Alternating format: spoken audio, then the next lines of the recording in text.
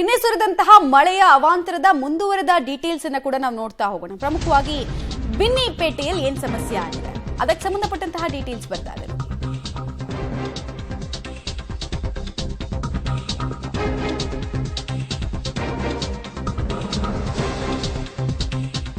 ಬಿನ್ನಿಪೇಟೆಯ park West apartment ನಲ್ಲಿ ಗೋಡೆ ಕುಸಿತ ಆಗಿದೆ. 10 ಅಡಿ ಎತ್ತರ 20 ಅಡಿ ಉದ್ದದ ಗೋಡೆಯೊಂದು ಕುಸಿದು ಬಿದ್ದಿದೆ. ಗೋಡೆ ಕುಸಿದು 20ಕ್ಕೂ ಹೆಚ್ಚು ಬೈಕ್ಗಳು ಜಖಂಗೊಂಡಿದೆ. ಗೋಡೆ ಕುಸಿದು ಮನೆ ಮೇಲೇನೆ ಕರೆಂಟ್ ಕಂಬ ವಾಲಿದೆ. ಇನ್ನೊಂದು ಕಡೆಗೆ ಡ್ರೈನೇಜ್ ನ ಪಿಟ್ ಇದೆಯಲ್ಲ ಅದೆಲ್ಲವೂ ಪೀಸ್ ಆಗಿದೆ. ಬಿನ್ನಿಪೇಟೆಯ 1ನೇ ಕ್ರಾಸ್ ನಲ್ಲಿ ಡ್ರೈನೇಜ್ ನೀರು ಪೂರ್ತಿಯಾಗಿ ತುಂಬಿ ಹೋಗಿದೆ. ದೃಶ್ಯಾವಳಿಗಳನ್ನು ನೀವು ನೋಡ್ತಾ ಇದ್ದೀರಾ. ಒಂದ್ ಕಡೆಗೆ ಸಿಸಿಟಿವಿ ದೃಶ್ಯ, ಗೋಡೆ ಕುಸಿಯೋ ಸಂದರ್ಭದ ದೃಶ್ಯವನ್ನ ನೀವು ನೋಡ್ತಾ ಇದ್ದೀರಿ. ಯಾವ ಫೋರ್ಸ್ ಅಲ್ಲಿ ನೀರು ಆ ಗೋಡೆಯನ್ನೇ ಕುಸಿಯೋ ಮೂಲಕ ಮುಂದಕ್ಕೆ ಬಂತು ಅನ್ನೋದನ್ನ ನೀವು ನೋಡ್ತಾ ಇದ್ದೀರಾ. ಇನ್ನೊಂದು ಕಡೆಗೆ ನಂತರದ ದೃಶ್ಯ, ಇವತ್ತು ಹೇಗಿದೆ ಅಲ್ಲಿನ ಚಿತ್ರಣ ಅಂತ ಹೇಳಿ ಆಲ್ಮೋಸ್ಟ್ 20ಕ್ಕೂ ಹೆಚ್ಚು ಬೈಕ್ಗಳು ಜಖಂ ಆಗಿದೆ ಅನ್ನೋದು ಗೊತ್ತಾಗ್ತಾ ಇದೆ. ಬಹಳ ಭಯಾನಕ ದೃಶ್ಯ ಸಿಸಿಟಿವಿಯಲ್ಲಿ ಸರಿಯಾಗಿದೆ. ಮೊದಲು ನೀರು ಬರೋದಕ್ಕೆ ಸ್ಟಾರ್ಟ್ ಆಗುತ್ತೆ. ಅಲ್ಲಿ ರಾಜಾ ಕಾಲುವೆಯ ನೀರು ಫೋರ್ಸ್ ಆಗಿ ಬರೋದಕ್ಕೆ ಸ್ಟಾರ್ಟ್ ಆಗುತ್ತೆ. ನೋಡ್ತಾ ಇದ್ದ ಹಾಗೆ ಆ ಗೋಡೆ ಆ ನೀರನ್ನ ತಡೆಯುವಂತಹ ಸಾಮರ್ಥ್ಯ ಕಳೆದುಕೊಳ್ಳುತ್ತೆ. ಪರಿಣಾಮ ಏನು ಅಂತ ಹೇಳಿದ್ರೆ ಗೋಡೆ ಕುಸಿದು ಬೀಳುತ್ತೆ. ಪರಿಣಾಮ ಅಲ್ಲಿ ಪಾರ್ಕ್ ಮಾಡಿದಂತಹ ವೆಹಿಕಲ್ಸ್ಗೆ ನೇರ ಡ್ಯಾಮೇಜ್ ಆಗಿದೆ. ಇನ್ನು ಅಲ್ಲೇ ಒಂದು ಕರೆಂಟ್ ಕಂಬ ಕೂಡ ಇದೆ. ನೀವು ಸಿಸಿಟಿವಿ ವಿಜುವಲ್ಸ್ ನೋಡ್ತಾ ಇದ್ರೆ ಅರ್ಥ ಆಗುತ್ತೆ. ಸೊ ಆ ಕರೆಂಟ್ ಕಂಬ ಕೂಡ ಈಗ ವಾಲಿದೆ. ನಿವಾಸಿಗಳಿಗೆ ಆತಂಕ ಕೂಡ ಹೆಚ್ಚಾಗ್ತಾ ಇದೆ. ಬಿನ್ನಿಪೇಟೆಯಲ್ಲಿ ಒಂದು ಮಳೆಯಿಂದ ಆಗಿರುವಂತಹ ರಾದ್ಧಾಂತ ಎಂಥದ್ದು ಅನ್ನೋದಕ್ಕೆ ಇದು ಸಾಕ್ಷಿ. ಇವತ್ತಿನ ಸಿಚುವೇಶನ್ ಹೆಂಗಿದೆ ಅಂತ ನೋಡಿ. ಬೈಕ್ಗಳಿಗೆಲ್ಲ ಎಷ್ಟರ ಮಟ್ಟಿಗೆ ಡ್ಯಾಮೇಜ್ ಆಗಿದೆ ಅಲ್ಲಿ.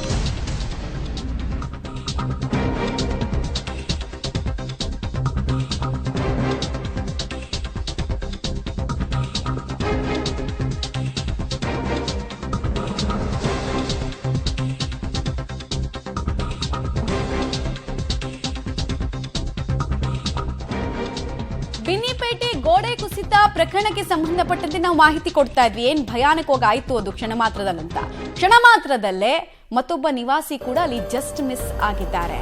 ಈ ಘಟನೆ ಆಗ್ಬೇಕಾದ್ರೆ ಅವರು ಅಲ್ಲಿ ಬೈಕ್ ನಿಲ್ಲಿಸಿ ಗೇಟ್ ಹಾಕೋದಕ್ಕಂತ ಮುಂದಾಗ್ತಾರೆ. ಒಂದ್ 3-4 ಸೆಕೆಂಡ್ ವ್ಯತ್ಯಾಸ ಆಗಿದ್ರು ಕೂಡ ಅವ್ರ ಪ್ರಾಣ ಪಕ್ಷಿನೇ ಹಾರಿ ಹೋಗ್ತಾ ಇತ್ತು. ಅವರ ಅದೃಷ್ಟ ಆಯುಷು ಎರಡೂ ಕೂಡ ಗಟ್ಟಿ ಇತ್ತು. ಹೀಗಾಗಿ ಏನೂ ಆಗಿಲ್ಲ ಅವ್ರಿಗೆ. ಇಲ್ಲಾಂದ್ರೆ ಯಾವ ಫೋರ್ಸ್ ಅಲ್ಲಿ ಬಂದಿದೆ ನೋಡಿ, ಗೋಡೆ ಕುಸಿದಿದೆ. ಡೀಟೇಲ್ಸ್ ಕೊಡ್ತಾರೆ. ನೇರ ಸಂಪರ್ಕದಲ್ಲಿ ಜಾಯ್ನ್ ಆಗ್ತಾರೆ ರಾಘು. ಎಷ್ಟು ವರ್ಷದ ಹಿಂದಿಂದು ಗೋಡೆ ಇದು ಮತ್ತು ಈ ತರ ಪರಿಸ್ಥಿತಿ ಆಗೋದಕ್ಕೆ ಏನ್ ಕಾರಣ? ಡೀಟೇಲ್ಸ್ ಏನೇನ್ ಸಿಗ್ತಾ ಇದೆ? ಮಮತಾ, ಇದು ಹಳೆಯ ಗೋಡೆ. ಒಂದು 5-6 ವರ್ಷಗಳ ಹಿಂದೆ, ಅಂದ್ರೆ ಒಂದು 7-8 ವರ್ಷಗಳ ಹಿಂದೆ ನಿರ್ಮಾಣ ಮಾಡಿದಂತ ಗೋಡೆ.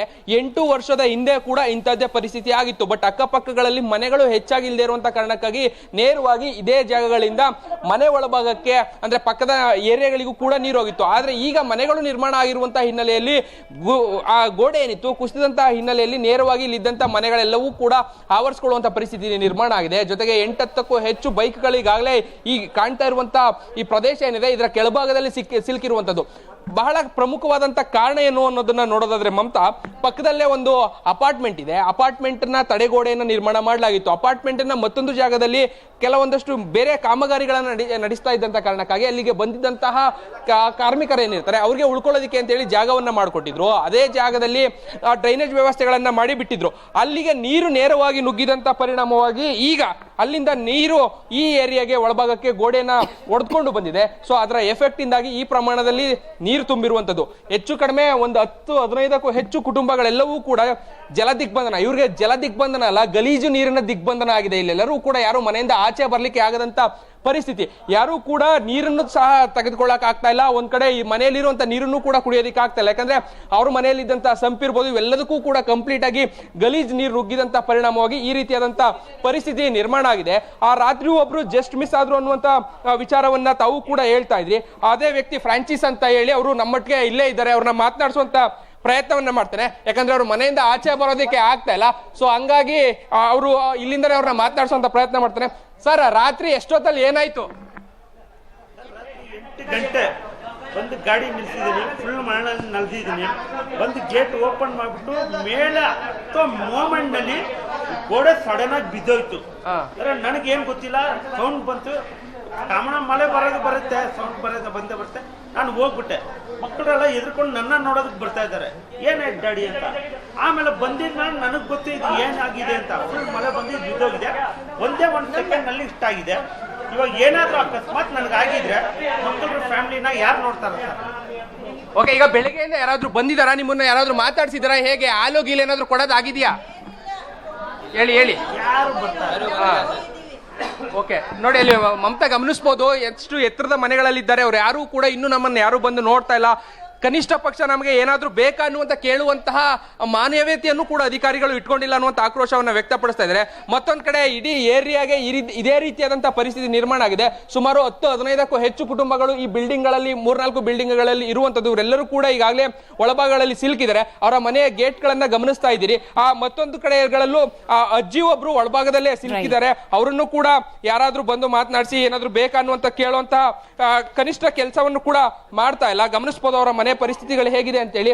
ಒಳಭಾಗದಲ್ಲೇ ಕುಳಿತಿರುವಂತಹ ಅಜ್ಜಿಯವರನ್ನ ಕೂಡ ಈಗ ನಾನು ತೋರಿಸುವಂತ ಕೆಲಸವನ್ನ ಮಾಡ್ತಾ ಇದ್ದೇನೆ. ಅವರನ್ನು ಕೂಡ ಯಾರು ಬರ್ತಾ ಇಲ್ಲ, ಕಾರಣ ಅವರ ಮನೆಗಳಿಗೆ ದಿಗ್ಬಂಧನ ಆಗಿದೆ, ಗೇಟ್ಗಳೆಲ್ಲವೂ ಕೂಡ ಮುರಿದಿದೆ. ಸೊ ಇದರ ಪರಿಣಾಮವಾಗಿ ಇದರ ಅಪಾರ್ಟ್ಮೆಂಟ್ ಇಂದ ಆಗಿರುವಂತ ಈ ಎಫೆಕ್ಟ್ ಅನ್ನ ಈಗ ಸರಿಪಡಿಸ್ಕೊಡೋರು ಯಾರು ಅನ್ನುವಂಥದ್ದೇ ಸದ್ಯಕ್ಕಿರುವಂತಹ ಪ್ರಶ್ನೆ. ಸದ್ಯ ಅವರನ್ನ ಇಲ್ಲಿದ್ದಂತಹ ಬೈಕ್ ಗಳನ್ನೆಲ್ಲವನ್ನ ಕೂಡ ತೆರವು ಮಾಡುವಂತ ಕೆಲಸವನ್ನ ಮಾಡ್ತಾ ಇದ್ದಾರೆ. ಗೋಡೆಗಳೆಲ್ಲವೂ ಕೂಡ ದೊಡ್ಡ ದೊಡ್ಡ ಗೋಡೆಗಳು ಇನ್ನು ಬಿದ್ದಿರುವಂತಹ ಹಿನ್ನೆಲೆಯಲ್ಲಿ ತೆರವು ಕಾರ್ಯ ಆರಂಭ ಆಗ್ತಾ ಇದೆ. ಮಮತಾ, ಆಲ್ರೈಟ್, ಧನ್ಯವಾದ ತಮ್ಮ ಮಾಹಿತಿಗಾಗಿ. ರಾಘು, ನೀವು ಅರ್ಥನೇ ಮಾಡ್ಕೊತಾ ಇಲ್ಲ. ಫಸ್ಟ್ ಆಫ್ ಆಲ್ ಬಂದು ನಾನು ಅವ್ರನ್ನ ಮಾತಾಡ್ಸಿದೀನಿ, ಕೇಳಿ ಬಂದು ಕರೆಂಟ್ ತೆಗೆದ್ರಿ ಅಲ್ವಾ? ಕರೆಂಟ್ ತೆಗೆದ್ರಿ, ಪರಿಸ್ಥಿತಿ ಹೀಗಿದೆ, ಮನೆಗಳೆಲ್ಲ ಕರೆಂಟ್ ಇಲ್ಲ, ಸಾಯ್ತಾ ಇದ್ದಾರೆ ಜನ. ಅವ್ರಿಗೆ ಪರ್ಯಾಯವಾಗಿ